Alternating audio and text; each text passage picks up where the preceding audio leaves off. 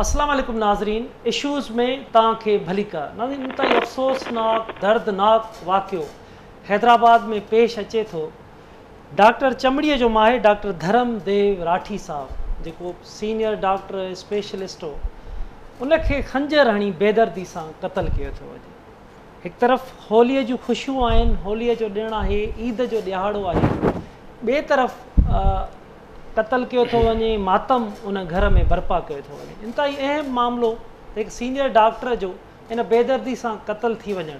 असां इन अहम इशूअ ते ॻाल्हि ॿोल कंदासीं त ही डॉक्टर्स क़तल थियो, उन खां अलावा जेके ॿिया इशूज़ थियनि था त कंहिंजी ज़िमेवारी आहे उन्हनि खे हिफ़ाज़त करणु, उन्हनि जे तहफ़ुज़ करण खे यकीनी बणाइणु।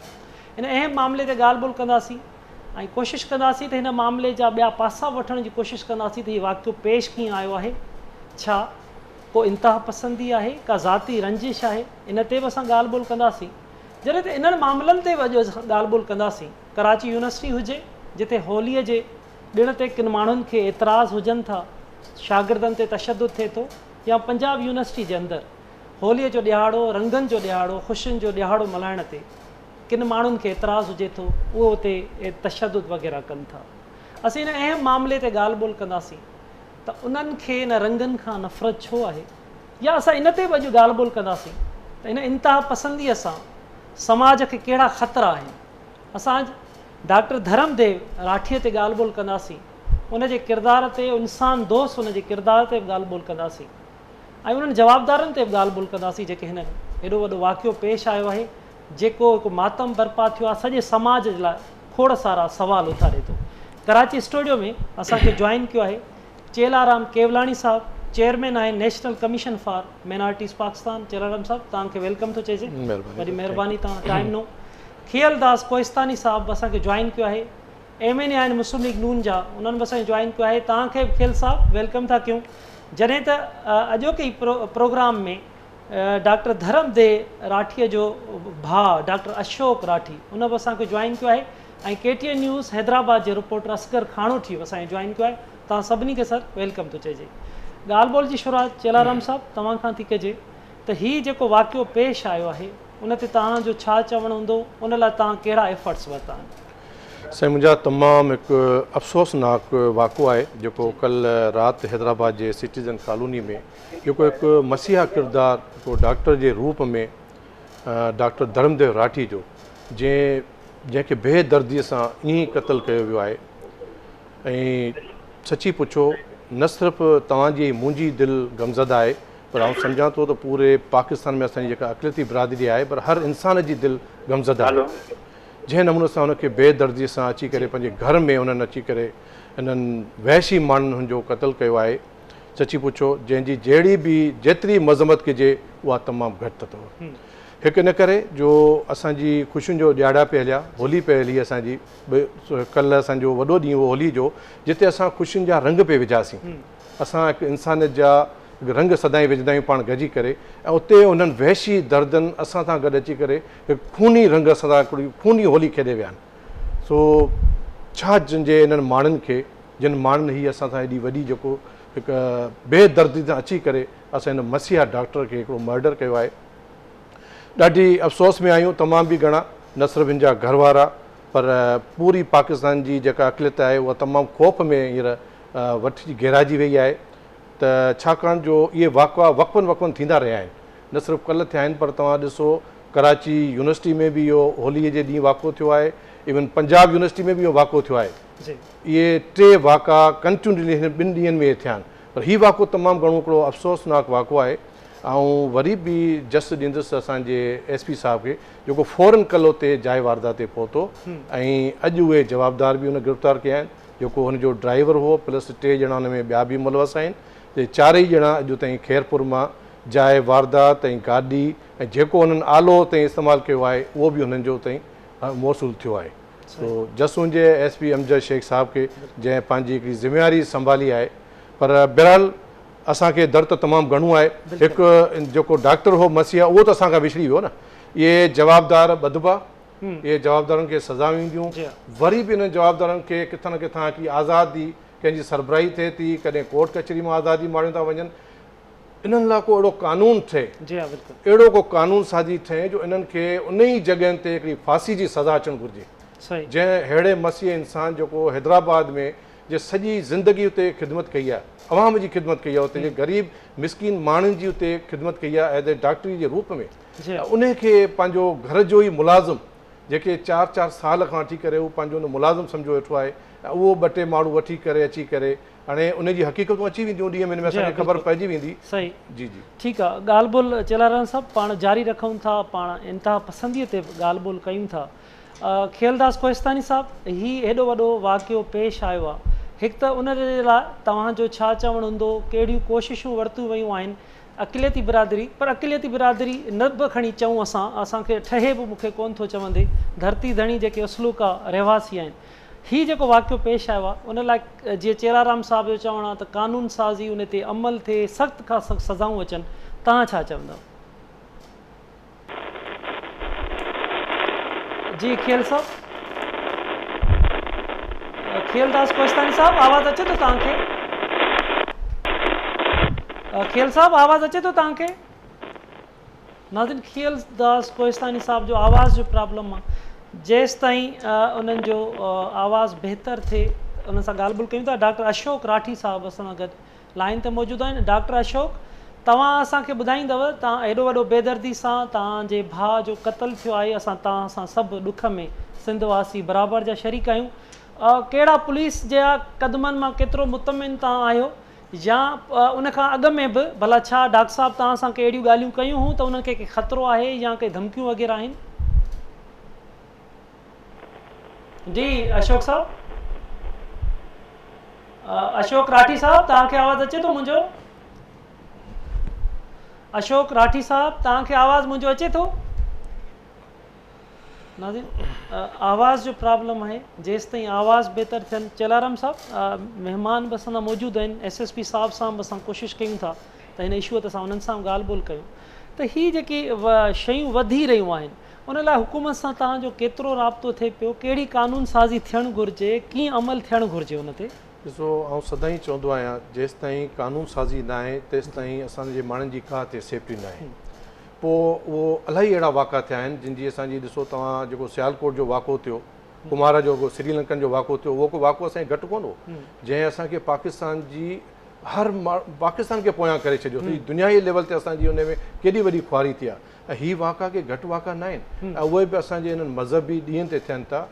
ऐं सदाईं चवंदो आहियां सिंधी हिंदू जेको बि आहे हिते उहे हिते जा धरती धणी आहिनि, असां को माइग्रेट करे किथां कॾहिं आया न आहियूं, असां हिन धरती जा असांजा अबा ॾाॾा जेके हिन धरती ते जनम वरिता, असां जेके बि हिते वेठल आहियूं हिते ई पैदा थिया आहियूं, हिते ई मरंदासीं।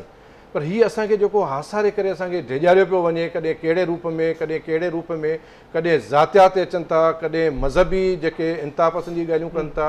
आउं सम्झां थो त हिन टाइम ते ज़ाती जेके झगड़ा आहिनि उहे बि मज़हबी हिकिड़ो शिकिल गाइकतार वठनि।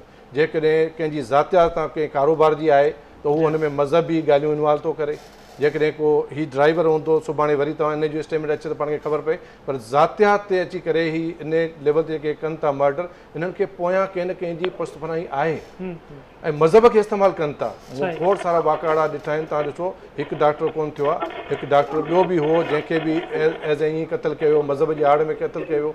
असां सची पुछो सुबुह जो घर में अख़बारूं घुराईंदे बि डिॼूं था, छाकाणि जो अख़बारुनि ते बि आयत लिखियलु हूंदी आहे, असां हुनजो एतिराम कयूं था, असां त हर मज़हब जो एतिराम कयूं था। पर सुभाणे जेकॾहिं उहा अख़बार जेकॾहिं कंहिं हिंदू जे घर जे ॿाहिरां निकिरे थी त उनखे त उन टाइम ते क़तलु था करे छॾीनि, मर्डर था करे छॾीनि। अहिड़ा वाक़ा अहिड़ियूं ॿियूं खोड़ सारियूं ॻाल्हियूं आहिनि जंहिंजे नंढनि नंढनि वाक़नि जे करे, ज़ातियात जे करे कंहिंखे कारोबार मां हितां माइग्रेट करिणो आहे, या कंहिंखे नौकिरीअ मां कढणो आहे, या कंहिंखे जॉबलेस करिणो आहे, त उहे मज़हबी आड़ बि वठंदा आहिनि वाक़नि ते ऐं उनखे पोयां सरबराही थिए थी। त इन लाइ हिकिड़ो अहिड़ो कानून साज़ी थिए जो घटि में घटि हिते जी पाकिस्तान जी जेका मिनारिटी आहे उहा पाकिस्तान जी हिकिड़ी पहचान आहे, पाकिस्तान जी हिकिड़ी सूंह आहे ऐं सुंध धरती ते हिते वेठा आहियूं। केॾो हिते ही डॉक्टर जेके असांजा आहिनि, तव्हां ॾिसो हिंदू डॉक्टर सिंध में तमामु घणी मिक़दार में अथव। जंहिं बि शहर में तव्हां वञो तव्हांखे हिंदू डॉक्टर मिलंदो ई मिलंदो, एजुकेशन जे हवाले सां तव्हांखे इंजीनियर बि मिलंदा, वापार जे हवाले सां तव्हां अचो हिते सिंध धरती ते त हिंदुनि जो तमामु वॾो हिते किरदारु आहे। पाकिस्तान जी इकोनॉमी में हिंदुनि जो वॾो किरदारु आहे। राइस एक्सपोर्ट में तव्हां अचो त 40% पाकिस्तान जी एक्सपोर्ट असांजी हिंदुनि जी आहे, पर असां कॾहिं बि न सॾायो थो की असां हिंदुनि जी, असां पाकिस्तानियुनि जी आहे, असां सिंधियुनि जी आहे हिते। पर के अहिड़ियूं दुनियूं हिन में इन्वॉल्व थी थियो वञनि जेके बाक़ाइदे इन्हनि वाक़ियुनि जी सूरत में असांखे उहे नज़र अचनि थियूं, असीं फील कयूं था, असांखे डेॼारियो वञे थो इन्हनि वाक़ियुनि जे करे जो को माण्हू असांजो ॻाल्हाए नथो सघे। हाणे हिन वाक़िए जी डॉक्टर धर्मदेव राठी जी सच पुछो दिलि खपे हिन जे भाउ खे, हिन जे घर वारनि खे FIR कटण ते बि, छाकाणि FIR कटण लाइ बि खोड़ सारा हिननि खे मुश्किलात जा मुंहुं ॾिसणा पवंदा, हिननि खे धमकियूं ईंदियूं, सुभाणे FIR कटण खां पोइ हिननि खे कोर्ट जा पुलिस जा चकर लॻणा पवंदा। ऐं जॾहिं वरी उहे जवाबदार जेके वैशी दर्दमंद आहे जॾहिं वापसि आज़ादु थी करे अचनि था, खोड़ सारा तव्हां मिसाल ते ॾिठा आहिनि, ऐं उहे वरी अची करे उन्हनि खे जेको धमकियूं ॾेई करे मारीनि था। हाणे माण्हू वञे त कहिड़े पासे वञे, FIR कटाए सुभाणे उहो ई माण्हू साल 2-3 साल खां पोइ कंहिं बि सोर्स सां किथां बि आज़ादु थी करे अची करे वरी हुनजे फैमिली लाइ हिकिड़ो मुश्किलात आहिनि। त अहिड़ो कानून साज़ी थियणु घुरिजे त हीअ त रंगे हथूं पकड़ियो वियो अॼु, त इन्हनि खे त विदिन 8 ॾींहंनि जे अंदरि खां फांसी जी सज़ा ॾियनि, हैदराबाद जेके चौक ते सज़ा ॾिए हिन माण्हूअ खे, हिननि खे अचणु घुरिजे त आईंदा कंहिंखे हिमत न थिए अहिड़े कंहिं वाक़े करण जी। सही, इन लाइ असांखे कानून साज़ी करणु घुरिजे असांखे। अच्छा चेलाराम साहब, तव्हां मज़हबी रवादारी जे हवाले सां इतिहाद पिणु हिकिड़ो जुड़ियल आहे, त उन में अवेयरनेस जो बि कमु थिए पियो, छा था सम्झो इंतिहा पसंदी जे ख़ात्मे लाइ समाज में वधि खां वधि अवेयरनेस जी ज़रूरत आहे? ॾिसो आउं सदाईं चवंदो आहियां असांजी सुंध सूफ़ियुनि जी धरती रही आहे, सुंध में कॾहिं बि मज़हब जी इंतिहा पसंदी मूंखे नज़र न आई हिते असां में को बि मज़हब जो भेदभाव न ॾिठो अथई। चेलाराम साहब, ख़ियालदास कोहिस्तानी जो राब्तो बहाल थियो आहे, ॻाल्हि ॿोल्हि पाण जारी रखूं था। ख़ियाल साहब, तव्हां मूंखे ॿुधी सघो पिया? जी जी। ख़ियाल साहब, चेलाराम साहब सां असांजी ॻाल्हि ॿोल्हि हली रही आहे, त हुनजो बि चवणु आहे त अहिड़ो कानून साज़ी हुजे, सख़्तु कानून हुजे त इन इंतिहा पसंदीअ जो जेके माण्हू अहिड़ा कमु करे रहिया आहिनि उनखे सख़्त खां सख़्तु सज़ा मिले। तव्हां धर्मदेव राठीअ जे हिन मामले ते छा चवंदव, ऐं ॿियो कहिड़ियूं कोशिशूं वरितियूं आहिनि त जीअं जवाबदार कैफ़रे किरदार ताईं पहुची सघनि? असलम, वॾी महिरबानी। मां KTN जे थ्रू हुनजे वारसनि ऐं जेके बि सिंध में हींअर हिंदू बिरादरी सोगवार आहे, होलीअ जो कल्ह त्योहार हो ऐं शब बारात जी बि वॾी राति हुई राति, उन मौक़े ते हिकु अहिड़ो ॾुखो ईंदड़ वाक़ियो पेश आयो आहे। मुंहिंजी उन ई वक़्तु जॾहिं वाक़ियो पेश आयो, उनजे बंगले जे साम्हूं मुंहिंजे रिश्तेदारनि जो बंगलो, उन्हनि मूंखे इतला ॾिनो त मूं SSP हैदराबाद अहमद शेख साहब सां ॻाल्हायो, पुलिस हुन वटि पहुती हुई। हुन पहिरियां थी ॿुधायो त ड्राइवर हुन में मतिलबु उतां गाॾी बि खणी ख़राब थी वियो, ऐं उहो अॼु ड्राइवर त पुलिस जी तावील में बि पुलिस जे मुताबिक़ अची चुको आहे। हाणे ॻाल्हि इहा आहे त हिन पोज़ीशन में आउं कोन्हे त हिन वाक़े जा रुख कहिड़ा आहिनि, सबब कहिड़ा आहिनि, छा इंतिहा पसंदीअ जो वाक़ियो, छा हीअ खुर जो वाक़ियो, या छा का डॉक्टर साहब उहो जेसिताईं पुलिस या वारसनि सां मुलाक़ात थींदी 1-2 ॾींहंनि में मां बि वञे तॾहिं ते वेंदी, तॾहिं आउं पोज़ीशन में हूंदुसि हिन वाक़े जा मोहरकात कहिड़ा आहिनि। पर बहरहाल कुझु बि आहे, हिकिड़ो सिंध में या पाकिस्तान में हिकिड़ी इंतिहा पसंदी जी सोच जनम वरितो आहे। हिन सां सिर्फ़ु हिन वाक़े सां हिकिड़ो वॾो नुक़सानु त थियो ख़ानदान जो, हिकिड़ो हैदराबाद जो मशहूरु डॉक्टर ऐं सिंध हुन मां महरूम थी आहे, पर हिन जो इमेज ॾाढो पाकिस्तान जो दुनिया जे ॿियनि मुल्कनि में ख़राबु थींदो। त इन मौक़े ते अगरि इहो वाक़ियो कहिड़े बि तरीक़े सां थियो आहे, उनजो कहिड़ा बि सबब हुजनि, पर इन जो जेको ख़ासि करे जेकी मीडिया आहे इंटरनेशनल मीडिया में, उते बि पाकिस्तान जो नुक़सानु थियणो आहे, इमेज जो नुक़सानु थियणो आहे।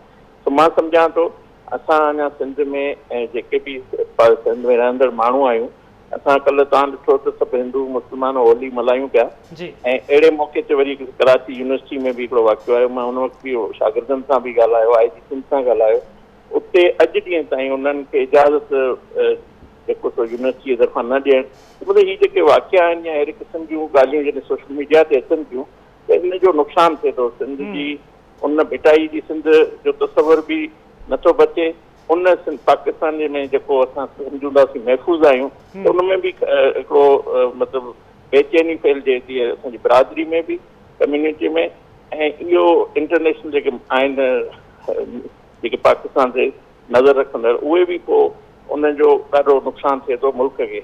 इन जे लाइ रोकथाम सोसाइटी खे बि मिली करणु खपे।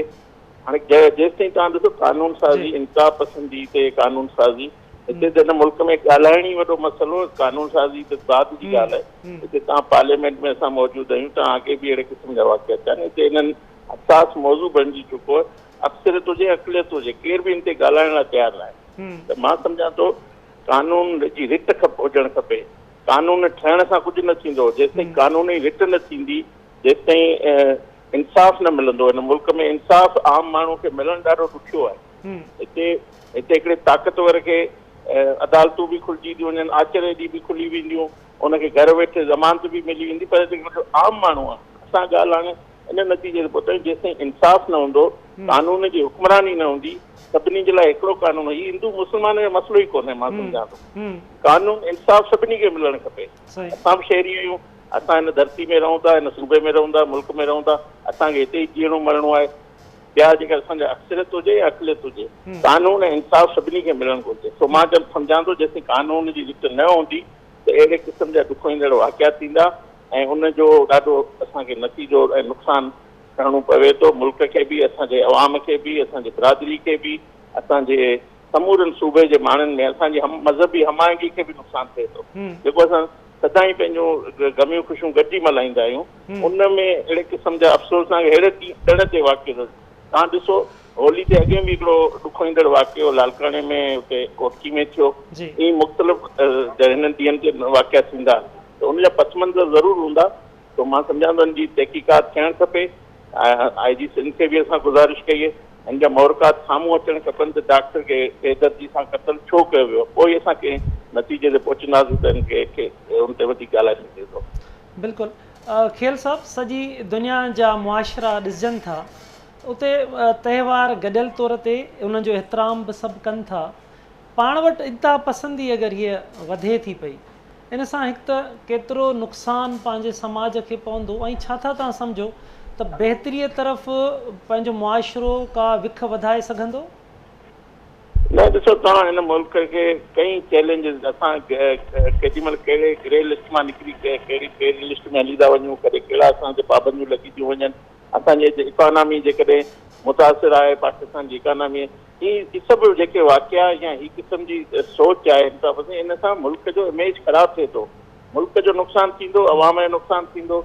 रियासत माउ जहिड़ी आहे उहा कोशिशि करे थी, पर ज़ाहिर उन में ही ताक़तवर जेको चयो वञे त थोरा माण्हू आउं नथो सम्झां थो, ही ताक़तवर हिकिड़ी सोच आहे जेका जंहिंसां मुआदो अटकाइण रियासत जो कमु आहे। अॻे बि तव्हां ॾिसो नेशनल एक्शन प्लान में कार्रवाइयूं थियूं, पोइ हुन में जेको दहशतगर्दी खे ख़तमु करण लाइ पाक फ़ौज पंहिंजो किरदारु अदा कयो।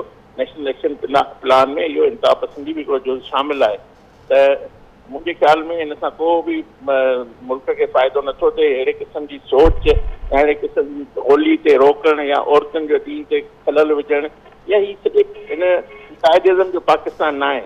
इहा सोच कंहिं बि जे मुल्क में असां रहूं था उनजो इहो आइन इजाज़त नथो ॾिए। तव्हां हुन ते पाबंदियूं हणो, तव्हां हुनखे जेको रुकावट बणिजो, त उनखे हुकूमत जो कमु हूंदो आहे, सूबाई हुजे या वफ़ाक़ी हुकूमत जी रिट हुजणु खपे।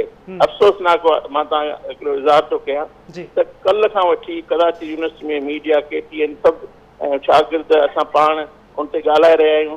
को बि माण्हू, हाणे कमेटी ठही वई त बाबा इहो वाक़ियो थियो न थियो, बाबा हू चवंदा असांखे होली मल्हाइणी, असांखे इजाज़त ॾियो, यूनिवर्सिटी इंतिज़ामिया हुनखे होली मल्हाइण जी कराची ते इजाज़त न थी। त इहो मां सम्झां थो गवर्नेंस जो मामिलो आहे, रिट जो मामिलो आहे, त इहो उन ते रिट जो मामिलो आहे, बिल्कुलु रिट जो मामिलो आहे। त इन जे लाइ कानून असेंबली में तव्हां वेठा आहियो, त छा भला उन रिट ते अमल करण लाइ को तव्हां ॻाल्हाईंदव ख़ासि तौर ते धर्मदास राठीअ जे हवाले सां? खेल साहब, आवाज़ अचे थो तव्हांखे? जी जी जी खेल साहब, मूं चयो रिट जी ॻाल्हि कई थी वञे त उन ते अमल लाइ तव्हां क़ौमी असेंबली में वेठा आहियो, त तव्हां उते हिन केस ते आवाज़ उथारींदा उते त रिट क़ाइमु थिए, उन ते अमल थिए? मां बिल्कुलु तव्हांखे ॿुधायो, कल्ह IG सिंध सां मुंहिंजी ॻाल्हि थी। असां असेंबली में बि हमेशह जेके बि अहिड़े क़िस्म जा वाक़िया थींदा आहिनि वक़्तनि वक़्तनि ॻाल्हाईंदा आहियूं, डे टू डे इशू थींदा आहिनि, पर सिंध गवर्नमेंट जी ज़िम्मेवारी थिए थी और उन जेके वज़ीर वेठा आहिनि उन्हनि जी ज़िम्मेवारी थिए थी त उनखे पाबंद बणाइनि यूनिवर्सिटी खे। ज़ाहिर उहो जेके कंसल्ट माण्हू उनखे चई सघे। मूं कोशिशि कई इंतिज़ामिया सां, पर इंतिज़ामिया को असांखे सुठो रिस्पॉन्स न ॾिनो। त मां सम्झां थो सिंध जे चीफ मिनिस्टर खे इन ते एक्शन खणणु खपे। हीअ अहिड़े क़िस्म जा वाक़िया, सभिनी खे आज़ादी आहे मज़हबी त्योहार मल्हाइण जी, को बि कंहिंमें रुकावट न थियणु खपे। ऐं आउं बि CM सां पर्सनली बि ॻाल्हाईंदुसि। असां बिल्कुलु असांजी हुकूमत इहा कोशिशि हूंदी, का बि हुकूमत इहा नथी चाहे, कहिड़ी बि हुकूमत हुजे त हितां पाकिस्तान जे अक़लियतनि खे आज़ादी न, सभु हुकूमत हुजनि, NG हुजे, पीपल्स पार्टी हुजे, इवन तहरीक इंसाफ जी, मिनाटी सां को बि तफ़रीक नथो करे सियासी पार्टियूं, पर हिकु ज़ाहिर जिते किथे कमज़ोरियूं आहिनि उते हुनजी निशानदेही कबी, हुनजे लाइ ॿुधाइबो, जंहिं जेको कंसर्न माण्हू हुनखे कार्रवाई करणु खपे। अगरि न कंदो त असां आवाज़ ई उथारे सघूं था। हाणे सिंध में हिन वक़्तु असांजी गवर्नमेंट न आहे, पर असां उन्हनि सां ॻाल्हाईंदासीं, असां उन्हनि खे बार बार अपील बि कयूं था, राब्ते जी कोशिशि बि कयूं था त अहिड़े क़िस्म जे वाक़िअनि ते एक्शन खणणु खपे। बिल्कुलु बिल्कुलु, तव्हांजी बिरादरीअ जूं उमेदूं बि खेलंदा सभु तव्हां में आहिनि, हितां जे समूरी बिरादरीअ जूं, त तव्हां उन्हनि जो आवाज़ु आहियो त जीअं मथे ताईं वञे। असगर बि असां सां गॾु खेल साहब मौजूदु आहे, KTN न्यूज़ हैदराबाद जो रिपोर्टर असगर। हिन वक़्तु हिन केस किथे पहुतल आहे? धर्मदेस राठीअ जो इतला आहिनि त गिरफ़्तारियूं बि थियूं आहिनि। अगरि गिरफ़्तारियूं थियूं आहिनि त तव्हां वटि कहिड़ा इतला आहिनि त जवाबदार छा उते पुलिस खे ॿुधायो आहे? असगर तव्हांजो ॿुधी सघो था तव्हां? असगर खानोटी, तव्हां ॿुधी सघो पिया मूंखे? नाज़रीन, असगर जे बि लाइन जो प्रॉब्लम आहे, आवाज़ जो। चेलाराम साहब ॻाल्हि ॿोल तव्हां खियलदास कोहिस्तानी साहब जी ॿुधी त चवनि पिया त कानून साज़ी ऐं रिट जो मामिलो आहे, त तव्हां इन हवाले सां तव्हांजी कंहिंसां राब्तो थी रहियो आहे? तव्हां कीअं इन ते अमल कराईंदव त जीअं अहिड़ा जेको हितां जी हिंदू बिरादरी आहे ख़ासि तौर ते उहो पाण खे महफ़ूज़ सम्झे, तहफ़ुज़ उन्हनि खे मिली सघे? तो मूं त अॼु ई पंहिंजो IG साहब ऐं चीफ जेको सेक्रेटरी आहे, असां कमीशन जे तरफ़ां असां का रिपोर्ट घुराईंदा आहियूं। को बि पाकिस्तान में जो वाक़ो थिए थो कंहिं बि मिनाटी सां, त असां पंहिंजी रिपोर्ट घुराए करे असां एला जेके बि आहिनि, प्रेसिडेंट आहे, प्राइम मिनिस्टर आहे, उन्हनि खे असां ॿुधायूं था, उनजी रिपोर्ट जी ॾियूं था। असुलु ॻाल्हि इहा आहे जो जेसि ताईं कानून साज़ी न थींदी तेसि ताईं इहे वक़्फ़नि वाक़ा थियनि था। तव्हां गुज़िरियल 10 सालनि 5 सालनि खां वञी ॾिसो, हर ॿिए महीने 3 महीने अहिड़ो वाक़ो थिए पियो जंहिंजी सिर्फ़ु असां मज़म्मत करे सघूं था, या TV ते अची करे उनजी मज़म्मत कयूं था, या अख़बारूं ॾियूं था, या प्रेस कॉन्फ्रेंसूं कयूं था, या असेंबलियुनि में बि ॻाल्हायूं था। पर असुलु ॻाल्हि जेसि ताईं कानून साज़ी न थींदी तेसि ताईं असीं असेंबली में ॻाल्हायूं, या हिन शो जे ज़रिए अवाम खे ॿुधायूं, या प्रेस कॉन्फ्रेंस कयूं, को बि हिन जो अमल दरामद नथो निकिरे। जेसि ताईं को कानून साज़ी ठहणु असांजे इदारनि जो, असांजे रियासत जो, असांजे पार्लियामेंटी मेंबरनि जो कमु आहे। जेसि ताईं असांजो कानून साज़ी ठाहे करे अची करे पार्लियामेंट मां पास करायूं, त घटि में घटि उहो बिल असांजो को पास थी अचे, चाहे उहो असांजो फोर्स कंज़र्शन हुजे, चाहे असांजा ही जेके मसीहा अहिड़ा डॉक्टर वञनि था। असां नथा चाहियूं त को असांजो हिंदुनि जो को बिल अलॻि थिए। असां हिते इंसानियत जी था ॻाल्हि कयूं, को बि कंहिंसां बि थिए, कंहिं बि मज़हब वारे सां को अहिड़ो वाक़ो थिए थो त हिकु जहिड़ी सज़ा हुनखे अचणु घुरिजे। इन में का दोहरी राय न हुजे त हुनखे सज़ा हिकिड़ी आहे त हुनखे सज़ा हिकिड़ी आहे, पर ईअं थी रहियो आहे असां सां हिते ईअं थी रहियो आहे। कंहिंखे 295A जी सज़ा आहे त किथे 295C जी सज़ा आहे। छो? As a Pakistani equal citizen आहियूं न। जॾहिं काइज़ अज़म जो पाकिस्तान आहे, असां इक्वल सिटीज़न आहियूं, त पोइ 295A छो आहे, 295C छो आहे? इहो असांजो वॾो हिकिड़ो क्वेश्चन आहे। जेसि ताईं कानून साज़ी न आहे तेसि ताईं इहे वाक़ा हिते थींदा रहंदा। अच्छा चेलर साहब, तव्हांजी कमीशन आहे, तव्हां उनजा चेयरमैन आहियो, केतिरियूं शिकायतूं तव्हां ताईं पहुचनि थियूं, या तव्हांजो सिफ़ारिशनि ते केतिरो अमल थिए थो? न, बिल्कुलु अमल थिए थो असांजी सिफ़ारिश ते, ईअं ई ॻाल्हि न आहे। जेका पोइ गवर्नमेंट बि असांजी हुई, जॾहिं प्राइम मिनिस्टर इमरान ख़ान साहब या प्रेसिडेंट डॉक्टर आरिफ अली साहब हुआ, त जेके बि हिते वाक़ा थिया पिया फौरन हुन एक्शन खयो थिए, फौरन नोटिस वरितो थिए। पर असुलु ॻाल्हि जेका आउं चवणु चाहियां थो त हिकिड़ो कानून साज़ी थिए।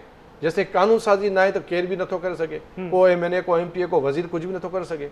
सिर्फ़ु मज़म्मती बयान जारी करे सघनि था, ट्विटर हलाए सघनि था। कानून साज़ी जी वक़्त जी ज़रूरत आहे अॼु तमामु घणी, जो असांजे जेके पार्लियामेंटी मेंबर आहिनि उहे सभिनी खे गॾिजी करे कानून साज़ी ते तवजो वञणु घुरिजे। बिल्कुलु। खेल साहब, चेलाराम साहब कानून साज़ीअ ते ज़ोर ॾेई रहियो आहे, तव्हांजी हुकूमत मौजूदु आहे, तव्हां इन जे लाइ कहिड़ा छा वाक़ई बि कानून साज़ी थियणु घुरिजे, या कानून साज़ी मौजूदु आहे उन ते अमल जी ज़रूरत आहे? खेल साहब, तव्हांखे आवाज़ु अचे थो मुंहिंजो? नाज़रीन, खियलदास कोहिस्तानी जो आवाज़ जो मुसलसल प्रॉब्लम हली रहियो आहे लाइनुनि जा। चेलाराम साहब, इहा ई ॻाल्हि ॿोल तव्हां खां क्वेश्चन थो कयां त छा कानून मौजूदु आहे, उन ते अमल जी ज़रूरत आहे, या नवनि कानून साज़ी जी ज़रूरत आहे असांखे? कानून ठहनि बि था असलम साहब। जीअं नेशनल मिनारिटी कमीशन जो कॾहिं कानून न ठहियो।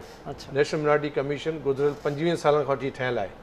पहिरियों दफ़ो इहा आज़ादाना ठही, पर जॾहिं आयासीं त कानून साज़ी को हो ई कोन, कोई बिल ई कोन हो, त असांखे 2 साल लॻा कानून साज़ी में ठाहिण में।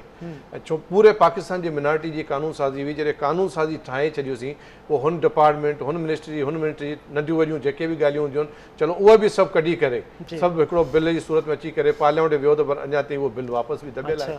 पर इहे जॾहिं कानून सहनि था, तव्हां ॾिसो फोर्स कन्वर्शन ते केतिरो कमु थियो, स्टैंडिंग कमेटी ताईं असां बाक़दनि जी कानून साज़ी कईसीं, सभु शयूं थी वियूं। जॾहिं अॻियां हली करे पार्लियामेंट में वञे थो त उहो कंहिं न कंहिं वर चढ़ियो थो वञे, उहो फाइल वापसि दॿिजो वञे। चेलाराम साहब, डॉक्टर अशोक लाइन ते असां सां गॾु मौजूदु आहे। डॉक्टर अशोक राठी, डॉक्टर धर्मदेव राठी जो भाउ आहे। अशोक साहब, हिन केस में हिकु त तव्हां ॿुधाईंदव त पुलिस केतिरियूं कोशिशूं वरितियूं, ऐं ॿियो इहो तव्हां खां मालूम कंदासीं त छा डॉक्टर धर्मदेव इन खां अॻु में तव्हांखे कुझु इतला ॾिना हुआ त के धमकियूं या को अहिड़ो को इशू हो उन्हनि तव्हांखे ॿुधायो हो?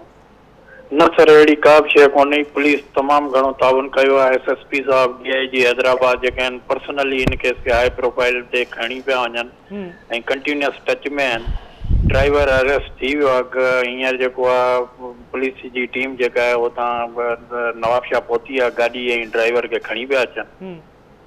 अच्छा, छा इतला आहिनि अशोक साहब तव्हांखे पुलिस ॾिना त जवाबदार शुरूआती तौर ते उन्हनि खे छा ॿुधायो आहे? अञा त सर असांखे पुलिस इहो कोन ॿुधायो त जवाबदार छा ॿुधायो आहे। उहो हींअर मुंहिंजी SHO साहब सां ॻाल्हि थी, तुनियो साहब सां, उहो ऑन वे आहिनि, उहो चवनि था हिते पहुची असां ॻाल्हि कंदासीं। अच्छा अशोक साहब, हीउ वाक़ियो किथे पेश आयो आहे, हिकु त असांखे इहो ॿुधाईंदव, ऐं छा हुते घर में ॿियो केरु मौजूदु हो जंहिं हीउ वाक़ियो ॾिठो?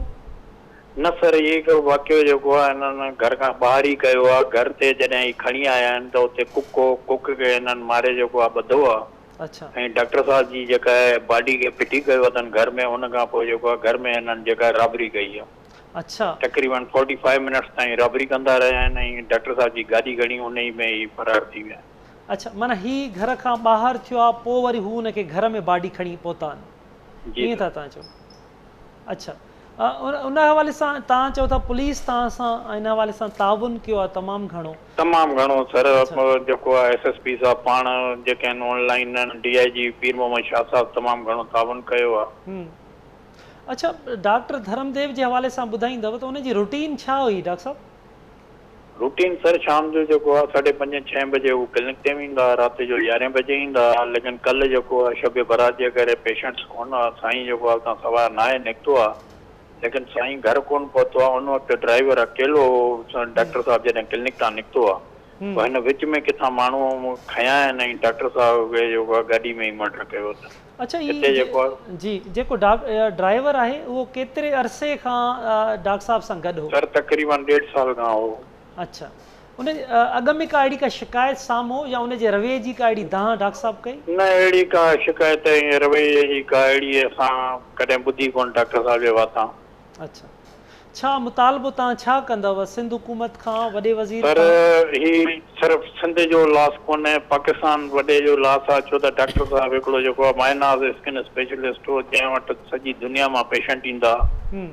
इहो सिर्फ़ु हिकिड़ो असांजे भाउ जो लॉस कोन्हे, इहो मुंहिंजे पीउ जो लॉस आहे। असां इहो ई चाहींदासीं त मुल्ज़िमनि खे जेको आहे सज़ाए मौत ॾिनी वञे, केफ़र किरदार ताईं जेको आहे जल्द अज़ जल्द को पहुचायो वञे, जीअं हुन मां ॿिया माण्हू जेके आहिनि सबक़ हासिल कनि। जी, अच्छा अशोक साहब, मालूम कंदासीं तव्हां खां त आख़िरी रस्मूं डॉक्टर साहब जूं किथे अदा कयूं वेंदियूं? सर उहे आहिनि त हैदराबाद में, अञा टाइम फिक्स कोन थियो आहे, छो त डॉक्टर साहब जूं नियाणियूं फॉरेन में आहिनि, उहे ऑन वे आहिनि। जीअं ई उहे पहुचंदियूं पोइ डिसाइड कंदासीं असां हैदराबाद।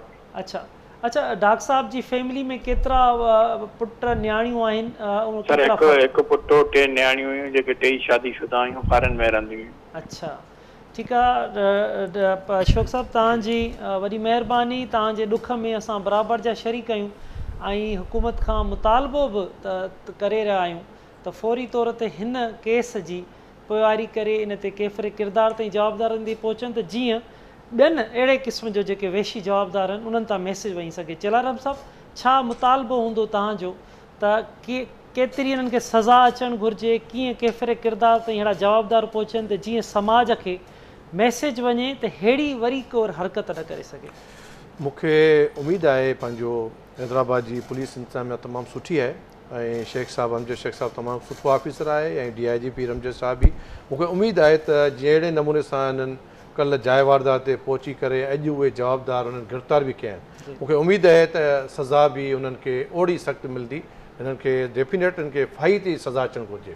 उहा असां चवंदासीं जेतिरी जल्दी अचे डेफिनेट हाणे इहो किसो अॻियां वधंदो, एफआईआरूं दाख़िल थींदियूं, पोइ जवाबदार अॻियां कोर्टनि में वेंदा, सज़ा त हुननि खे उतां ई अचणी आहे। पर जेतिरी हिनखे कड़ी सज़ा अचे, जेतिरी जल्द जीअं ॿिए कंहिंखे ताक़त न थिए त वरी को अहिड़ो वाक़ो आईंदा करे सघे। अहिड़ो मसीहा डॉक्टर जेको असांजे स्किन जो हिकिड़ो हैदराबाद में स्पेशल डॉक्टर हो, जेको असांजे सुंद जे ग़रीब माण्हुनि जी सची पुछो हुन ते तमामु घणी रश लॻी पई हूंदी हैदराबाद जी सदर वारी क्लिनिक। बिल्कुलु आहे। चेलाराम साहब, असगर असांजो रिपोर्टर बि लाइन ते आहे, उनखां बि असां ताज़ो केस जे बारे में मालूम कयूं। असगर, हिन केस जे बारे में ॿुधाईंदा, जवाबदार गिरफ़्तार थिया आहिनि, छा तव्हां वटि इतला आहिनि? असगर, तव्हांखे आवाज़ अचे थो मुंहिंजो? असगर खाणोठी, तव्हांखे आवाज़ अचे थो मुंहिंजो? जी जी हाँ असलम असगर, छा हिन में छा अपडेट्स आहिनि त जवाबदार गिरफ़्तार थिया आहिनि? तव्हां वटि कहिड़ा इतला आहिनि त केस में पुलिस कहिड़ियूं कोशिशूं वरितियूं आहिनि? हाँ जी बिल्कुलु, हैदराबाद पुलिस डॉक्टर धर्मदेव राठी जो कातिल हो, उनजो संदसि ड्राइवर हो हनीफ लिगारी, उनखे खैरपुर मां गिरफ़्तार करे वरितो आहे। पुलिस इन हवाले सां बाज़ाब्ता तौर ते पधराई जारी करे छॾी आहे। जॾहिं त 12 कलाकनि जे अंदरि हैदराबाद पुलिस उनखे जवाबदार खे खैरपुर मां गिरफ़्तार कयो आहे। उते खैरपुर जी पुलिस खे अॻे ई इतलाह ॾिनो वियो। तव्हांखे ॿुधायूं त डॉक्टर धर्मदेव राठी जो जेको ड्राइवर हो, राति उनखे क़तलु करण खां पोइ डॉक्टर जी गाॾीअ में हू फरार थी वियो हो, जंहिंखां पोइ हैदराबाद जे एसएसपी जो चवणो हो त असां हैदराबाद सां मिलंदड़ समूरनि रोडनि ते नाकाबंदी कई आहे। उनखां सवाइ खैरपुर जे पुलिस खे बि इतलाह ॾेई छॾियो आहे, उनजो नंबर बि ॾेई छॾियो आहे ऐं गाॾीअ जो बि नंबर ॾेई छॾियो आहे। उनखां पोइ उनखे राति देरि सां ई गिरफ़्तार कयो वियो ऐं अॼु सुबुह हैदराबाद पुलिस जे हवाले कयो वियो आहे उनखे। ऐं जॾहिं त हिन वक़्तु हनीफ लिगारी जेको जवाबदार आहे उन केस जो, उहो हैदराबाद पुलिस जे तहवील में आहे ऐं उनजी वधीक जांच थी रही आहे त कहिड़नि सबबनि जे करे उन डॉक्टर धर्मदेव राठीअ खे क़तलु कयो। पर जेके शुरूआती तौर ते रिपोर्टूं आहिनि त क्लिनिक खां वठी डॉक्टर जो संदसि ड्राइवर सां कंहिं मामले ते मुहमारी थींदी रही ऐं गाॾीअ में ड्राइवर डॉक्टर ते थोरो तशदुद कयो हो ऐं जीअं ई हू घर वटि पहुता त डॉक्टर गाॾीअ मां लही तकड़ में पंहिंजे घर तरफ़ रवानो थियो ऐं ड्राइवर बि हुनजे पुठियां रवानो थियो ऐं उन बोरजी खाने मां छुरी खणी डॉक्टर ते वार कयो ऐं जंहिंमें डॉक्टर खे गले ते छुरी लॻी ऐं डॉक्टर मौक़े ते ई फ़ौत थी वियो। उनखां पोइ ड्राइवर उहो फरार थी वियो ऐं हिन वक़्तु उहो हैदराबाद पुलिस जे तहवील में आहे। ऐं जॾहिं त हुनजे गिरफ़्तारी खां अॻु हैदराबाद पुलिस पहिरियां ड्राइवर हनीफ लिगारीअ जे माइटनि खे जेके हिते मारवी टाउन में रहंदड़ आहे उन्हनि खे बि पंहिंजी तहवील में हिरासत में वरितो हो ऐं उनखां पोइ जीअं ई ड्राइवर गिरफ़्तार थियो त हुनजे माइटनि खे आज़ादु कयो वियो। जी ठीकु आहे असगर। चेलाराम साहब, हीअ तव्हां असगर जी बि ॻाल्हि ॿोल ॿुधी त छा भला हैदराबाद सिंध जो ॿियो नंबर वॾो शहर आहे, उते डॉक्टर साहब जो क़तल थिए थो त CCTV जे हवाले सां ॻाल्हि ॿोल कजे, सिक्योरिटी प्लान जे हवाले सां ॻाल्हि ॿुधे त हैदराबाद में त इंतिहाई ज़रूरी आहे। उन जे लाइ भला तव्हां वटि का मालूमात आहे त को हुकूमत इन लाइ कुझु कमु करे रही आहे, कुझु कोशिशूं वठी रही आहे? ॾिसो, सॼी सुंद तव्हां घुमी ॾिसो, कराची हैदराबाद पर कहिड़ा रोज़ वाक़ा तव्हांखे थियनि था। पर असां त हमेशह चयो आहे त अॼुकल्ह CCTV कैमराऊं हर जॻह ते हुजनि, लेटेस्ट टेक्नोलॉजी अची वियूं आहिनि। तव्हां में दुनिया में किथे वाक़ो थिए थो फ़ौरन जवाबदार गिरफ़्तार थियो था वञनि। पर मूंखे उमेदु आहे त हैदराबाद में डेफिनेट अहिड़ियूं कैमराऊं लॻल हूंदियूं जितां हिननि खे हिन खे तव्हां किलू मिलिया बि हूंदा।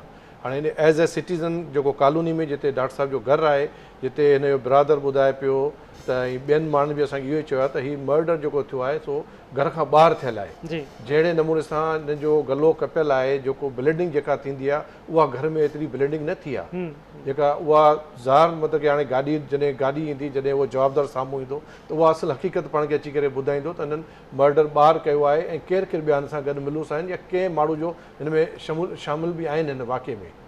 सही। चेलार साहब, हिकु त ही तहफ़ुज़ जा मामला आहिनि, ॿियो हिंदू बिरादरीअ जा ॿिया बि खोड़ सारा इशूज़ हूंदा आहिनि, शागिर्दनि जा मामला, स्कॉलरशिप जा मामला, हेल्थ जा मामला, उन्हनि जे लाइ भला का पेशरफ़्त, को क़दम, को कोशिशूं वठी रहिया आहियो तव्हां?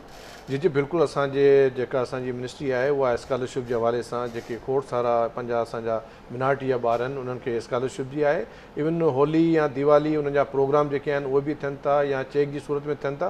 पर असुलु जेको मूं तव्हांखे पहिरीं ॻाल्हि ॿुधाई, जेके 2 वाक़ा ॿिया बि थिया आहिनि होली में, कराची यूनिवर्सिटी में जेको वाक़ो थियो आहे ऐं लाहौर जी यूनिवर्सिटी में वाक़ो थियो आहे, इहे वाक़ा अॻे असांजे हिते न थींदा पाकिस्तान में, छाकाणि इहे ॾियारा जेके हूंदा असां सभु गॾिजी करे मल्हाईंदासीं। बिल्कुलु। चेलाराम साहब, SSP अमजद शेख साहब असां सां लाइन ते मौजूदु आहिनि। अस्सलाम वालेकुम शेख साहब। शेख साहब, ॻाल्हि ॿोल असां करे रहिया आहियूं, चेलाराम साहब मौजूदु आहिनि, खेलदास कोहिस्तानी साहब मौजूदु आहिनि, त हिन केस जे हवाले सां डॉक्टर धर्मदेव जा पुलिस केतिरियूं कोशिशूं वरितियूं, जवाबदार अगरि गिरफ़्तार थिया आहिनि त शुरूआती तौर ते इतला कहिड़ा आहिनि तव्हां वटि? तमामु अफ़सोसनाक हिकु इहो वाक़ियो थियो आहे। इहो तमामु वॾो असासो हुयो ऐं तमामु हिकिड़ो सुठो डॉक्टर हुयो जंहिंखां सभु महरूम थी विया आहियूं। इनिशियली क्राइम सीन ते मां बि विज़िट कयो, उन खां पोइ इन जी तफ़्तीश कईसीं। जेको इन्हनि जो ड्राइवर हुयो हनीफ़ लगारी, उहो इनिशियली मर्डर करण खां पोइ इन्हनि जो भॼी वियो। उनखे मुख़्तलिफ़ जेके बि असां वटि आहिनि रिसोर्सिस उनखे करे अॼु असां उनखे बबरलो मां ख़ैरपुर मां गिरफ़्तार कयो आहे।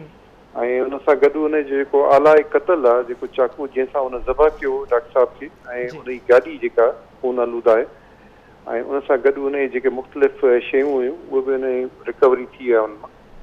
तफ़्तीश हलंदड़ आहे। फ़िलहाल अञा ताईं जेको आहे का बि शइ इनिशियली शायदि डिस्कस न करे सघां या शेयर न करे सघां, पर इहा आहे त उन्हनि जो जेको क़तल थियो आहे उनखे प्रोफेशनली पुलिस हैंडल करे रही आहे। इनिशियली जेको क्राइम सीन आहे उहो बि प्रोसेस थियो, फिंगर प्रिंट्स लिफ्ट थियूं। उन जे अलावा जेके कातिल जेको गिरफ़्तार थियो उन खां पोइ बि जेका वजूहात आहिनि उन्हनि जी शयुनि जी आहे जेके साम्हूं आयूं उहे असां वारसनि सां डिस्कस कयूं था। उन खां पोइ जेका FIR थींदी या इन्वेस्टिगेशन थींदी उहा मीडिया सां शेयर कई। अच्छा अमजद शेख साहब, शुरूआती तौर मिसाल तौर ते मुआशरे जे अंदरि मुख़्तलिफ़ अफ़वाहनि, शुरूआती तौर ते पहिरां कहिड़े तरफ़ वेंदे तव्हांखे नज़र अचनि था? इंतहा पसंदी नज़र अचे थी, ज़ाती का रंजिश नज़र अचे थी, का फुर जो वाक़ियो नज़र अचे थो? ॾिसो, फुर त न आहे, अदम बर्दाश्त असां चई सघूं था, जेका इंटॉलरेंस असांजी सोसाइटी में प्रिवेल करे थी। त तमामु नंढी ॻाल्हियुनि ते जेके पेटी रीज़न्स आहिनि उन्हनि ते एॾी क़ीमती जाननि जो नुक़सानु थियणु ऐं हिकिड़ी अदम बर्दाश्त हिक ॿिए खे जेको ॻाल्हि में या कंहिं ॻाल्हियुनि खे बर्दाश्त न कंदे हिन एक्सट्रीम एक्ट ते वञणु, वजूहात इन ई तरफ़ वञनि थियूं। का मज़हबी या ॿियो को डकैती या इन क़िस्म जूं शयूं अञा साम्हूं न आयूं आहिनि। पर बहरहाल इहो तमामु अफ़सोसनाक ॻाल्हि आहे जंहिं ट्रेंड जी तरफ़ सोसाइटी वञी रही आहे ऐं इन्हनि ॻाल्हियुनि जे करे हिक ॿिए जो नुक़सानु करे रहिया आहियूं, तमामु अफ़सोसनाक आहे। ठीकु आहे। SSP अमजद शेख साहब, वॾी महिरबानी तव्हांजी, तव्हां KTN न्यूज़ खे वक़्तु ॾिनो। चेलाराम साहब, SSP अमजद शेख साहब जी तव्हां ॻाल्हि ॿोल ॿुधी, मुतालबो तव्हां कहिड़ो कंदव त हिन केस में ख़ासि तौर ते जीअं त कानून साज़ी जी बि ॻाल्हि कई त छा थियणु घुरिजे त जवाबदार केफ़िर किरदार थियनि ते पहुचनि? सिंध हुकूमत आहे, वफ़ाक़ी हुकूमत आहे, छा उन्हनि खे तव्हां मैसेज ॾींदव? असां इहो ई मुतालबो कंदासीं त जवाबदार जल्दी चुका आहिनि, हिकिड़नि ॿारनि हिकिड़े ॾींहं जे अंदरि ई जल्दी चुका आहिनि। जेतिरी सख़्त में सख़्तु हिननि खे सज़ा अचे त ओतिरो ई जेको आहे असांजे ॿी जेका अवाम आहे उन में हिकिड़ी घटि में घटि जेका मायूस जी लहर आहे, जेका ख़ौफ़ आहे, जेको हरासमेंट हले पियो, घटि में घटि उन हरासमेंट मां त निकिरी पवंदासीं। हिकु माण्हू खे सज़ा त अचे न त इहो ई माण्हू वापसि सुभाणे आज़ादु थी करे वापसि इहो ई माण्हू अची करे असांखे धमकियूं ॾींदो ऐं इन जे आड़ में ॿिया जेके माण्हू आहिनि सुभाणे उन्हनि लाइ हिकिड़ो ईज़ी थी वेंदो त भई हिननि माण्हुनि खे त तमामु घणो आहे हिसाण ऐं मर्डर करण बि, सो इनखे घटि में घटि हिकिड़ी फांसी जी सज़ा ॾेई करे हिनखे लटकायो वञे। बिल्कुलु तव्हांजो मुतालबो आहे, बिल्कुलु वफ़ाक़ सूबाई हुकूमत सभु उन ते ॿुधी रहिया आहिनि। ज्ञानचंद ईसराणी साहब सूबाई वज़ीर आहिनि, उन्हनि असांखे जॉइन कयो आहे। ज्ञानचंद साहब, अस्सलाम वालेकुम। ज्ञानचंद ईसराणी साहब डिस्कनेक्ट थी विया आहिनि, असां कोशिशि कंदासीं त उन्हनि सां असां हिकु दफ़ो ॿीहर राब्तो कयूं त हिन हवाले सां, हिन केस जे हवाले सां ऐं ख़ासि तौर ते हिंदू बिरादरीअ जे हवाले सां त उहे कहिड़ा क़दम खणी रहिया आहिनि, कहिड़ियूं उन्हनि कोशिशूं वरितियूं आहिनि, इन ते असां उन्हनि सां ॻाल्हि ॿोल करे सघूं। चेलाराम साहब, तव्हां ॾे ईंदुमि त तव्हां मुतालबे जी ॻाल्हि करे रहिया आहियो त असांखे इहो ॿुधाईंदव त वफ़ाक़ खां सूबे खां कहिड़ो मुतालबो हूंदो, कीअं कानून साज़ी थिए ऐं कीअं उन ते अमल थिए? ॾिसो, कानून साज़ी आऊं त न सिर्फ़ु हिकु वाक़े जी नथो घुरां, कानून साज़ी आऊं अहिड़ी घुरां थो जेका हर माण्हू लाइ हुजे, हर मज़हब जे माण्हू लाइ हुजे, पूरी इंसानियत लाइ हुजे। सुभाणे को मिनारिटी जो माण्हू बि जेकॾहिं को अहिड़ो वाक़ो करे थो त उनखे बि ओड़ी सज़ा अचणु घुरिजे। ऐं कानून साज़ी उहा घुरां पियो। डेफिनेट असां पंहिंजा जेके अहला इख़्तियार आहिनि, जेके इदारा आहिनि जिन जे हथनि में आहे कानून साज़ी, असां उन्हनि खां ई मुतालबो कंदासीं, उन्हनि खां ई मुतालबो कंदासीं। पार्लियामेंटी मेंबरनि खे असां रिक्वेस्ट कंदासीं त घटि में घटि अहिड़ो को कानून साज़ी ठाहे करे पार्लियामेंट में बिल पेश कनि ऐं हुन लाइ कोशिशि कनि, हुन लाइ जाकोड़ कनि। न त इहे सीटूं तव्हांजूं अचणियूं ऐं वञणियूं असां सभिनी जूं, इहे सीटूं कंहिं वक़्त ते असांखे कमु न ईंदियूं। जेसि ताईं को असां को अमली कमु न करे रखंदासीं। सही असांजो मौजूदा हीअ जेका सूरताल हले पई तमामु हिकिड़ी गंभीर सूरताल आहे जेका कॾहिं कहिड़ो रूप वठे थी कॾहिं कहिड़ो रूप वठे थी त उन में असां सभिनी मथां फ़र्ज़ु आहे त असां कानून साज़ी ठाहे करे पार्लियामेंट मां पास कराए जी अवाम जो भलो करे सघूं। न वाले बिल्कुलु चेलाराम केवलानी साहब वॾी महिरबानी तव्हांजी, तव्हां KTN न्यूज़ खे वक़्तु ॾिनो। असां खियलदास कोहिस्तानी साहब नाज़रीन असांजे प्रोग्राम जो वक़्तु मुख़्तसिर पुॼाणी ते पहुचण वारो आहे, पर असांखे ज्ञानचंद इसराणी साहब जॉइन कयो आहे। अस्सलाम वालेकुम ज्ञानचंद इसराणी साहब। ज्ञानचंद साहब असां हिन ई मामले ते डिस्कशन करे रहिया आहियूं। चेलाराम साहब मौजूदु आहिनि, खियलदास कोहिस्तानी साहब मौजूदु आहिनि। कहिड़ा कोशिशूं वरितियूं वयूं आहिनि धर्मदेव राठीअ जे क़त्ल सां इंसाफ़ लाइ? जी ज्ञानचंद साहब आवाज़ अचे थो तव्हांखे? जी जी जी जी ज्ञानचंद साहब मां तव्हां खां धर्मदेव राठी साहब जे बारे में मालूम करे रहियो आहियां त उन्हनि जे क़त्ल जे हवाले सां तव्हां कहिड़ियूं कोशिशूं वरितियूं आहिनि, कहिड़ा क़दम खया आहिनि? हाँ तो पहिरीं त इहो ॾाढो अफ़सोसनाक वाक़ियो थियो आहे। मां कल्ह होली प्रोग्राम में हुउसि हैदराबाद, उते मूंखे इतलाह मिलियो मिलियो त हुननि जे ब्रदर सां मुंहिंजो राब्तो बि थियो ऐं पुलिस सां SSP सां राब्तो रहियो ऐं हुन ते मूंखे घर पहुची विया हुननि जे। हिन जो ड्राइवर हो टिगारी हो, उहो 8 सालनि खां माना जेको छॾे वेंदो कॾहिं वरी कंटिन्यू कंदो। पोइ जेतिरे क़दुरु मां हिन ब्रदर खां पुछियो त हाणे हिन ड्राइवर जेको ड्यूटी नथो ॾे, मां हिनखे हाणे चेंज थो करे जवाबु थो ॾियां, ॿियो ड्राइवर थो रखां। हिन खां पोइ ख़बर पई त जीअं क्लिनिक तां डॉक्टर साहब 9 बजे तां निकिता घर जे लाइ, ड्राइवर ऐं डॉक्टर साहब पाण 2 ॼणा हुआ। पोइ हिन वटि को खंजर बि हो ऐं उन सां हिनखे बेदर्दी सां क़त्ल करे ऐं राति जो 10:15 लॻी ते जेको घर अची करे ऐं गाॾी अंदरि बीहारी ऐं बहुत थी खे जेको सो गदी करे अंदरां सॼे घर जी तलाशी वरिती। पोइ ख़बर न आहे पैसा बि खयां या न खयां, छो त घर में कोई डॉक्टर साहब जी वाइफ अमेरिका वियल आहे। ऐं उन खां पोइ जीअं ई असांखे ख़बर पई त पुलिस तमामु घणी कोशिशि कई ऐं हुनखे ट्रेस कयो वियो ऐं राति जो उहो गिरफ़्तार थी वियो। अॼु पुलिस कस्टडी में हिन वक़्तु बि मौजूदु आहे, जांच हली रही आहे ऐं इंशाअल्लाह जेका बि सूरत हाल आहे अॼु शाम ताईं वाज़े थी वेंदो हिन जो कारण छा आहे। ऐं मूंखे जेतिरो क़दुरु लॻे थो जीअं हाणे माण्हू कुझु मज़हबी रंग ॾींदा त भई अहिड़ी ॻाल्हि मूंखे अञा ताईं नज़र कोन थी अचे। हाणे क़त्ल कलामी थी आहे, छा थियो आहे उन पुलिस जी ईंदी रिपोर्ट पोइ वधीक ॿुधाए सघंदासीं। ठीकु आहे ज्ञानचंद साहब, कराची यूनिवर्सिटी जे हवाले सां तव्हां खां मालूम कंदुमि, तव्हां उन हवाले सां बि नोटिस वरितो आहे, उन में छा पेशरफ़ थी आहे जेके होलीअ मल्हाइण ते कुझु शर्त पसंदि आहिनि? न जी बिल्कुलु ॻाल्हि थी वई आहे जे हिसाब सां ऐं मिनिस्टर जेको आहे इस्माइल राव साहब सां त उन्हनि हिकिड़ी कमेटी विहारी आहे। हुननि जी रिपोर्ट जेका का अॼु राति ताईं मुंहिंजे ख़्याल में अची वेंदी ऐं हुन रिपोर्ट खां पोइ ई ॿुधाए सघिजे थो त असुलु हिन ॻाल्हि सही आहे न आहे। उन्हनि वीडियोज़ बि घुराया आहिनि त भई जंहिं छोकिरे इहा कयो आहे जिन शहर पसंदि अनासर जेके हिन में इनवॉल्व हुआ, जेके इहो ग़लति उन्हनि जो जेको अमल आहे त हुनजो वीडियो वग़ैरह साम्हूं अची वेंदियूं। ऐं हिते त आज़ादी आहे हर मज़हब खे, असांजी होली हुजे चाहे दीवारी हुजे चाहे क्रिसमस हुजे। ऐं असांजे पाकिस्तान में ख़ासि करे असांजे पीपल्स पार्टी जे गवर्नमेंट में इवन असांजा चेयरमैन साहब असांजे हर इवेंट में शरीक थींदा रहिया ऐं बिल्कुलु हर कंहिंखे मुकमल आज़ादी पंहिंजो इवेंट अटेंड करण जो ऐं ख़ुशियूं मल्हाइण जो।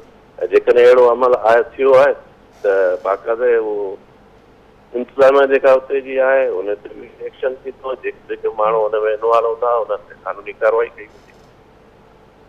ठीकु आहे ज्ञानचंद इसराणी साहब, वॾी महिरबानी तव्हांजी, तव्हां KTN न्यूज़ खे वक़्तु ॾिनो। चेलाराम साहब तव्हांजी महिरबानी, खियलदास कोहिस्तानी साहब, डॉक्टर अशोक राठी असगर, तव्हां सभिनी जी महिरबानी। नाज़रीन इंतिहाई अहम इशू आहे समाज जो, हिकु स्पेशलिस्ट डॉक्टर, चमड़ीअ जो माहिर डॉक्टर, इंसान दोस्त मसीहा डॉक्टर धर्मदेव राठीअ खे बेगुनाह बेदर्दीअ सां क़त्ल कयो आहे।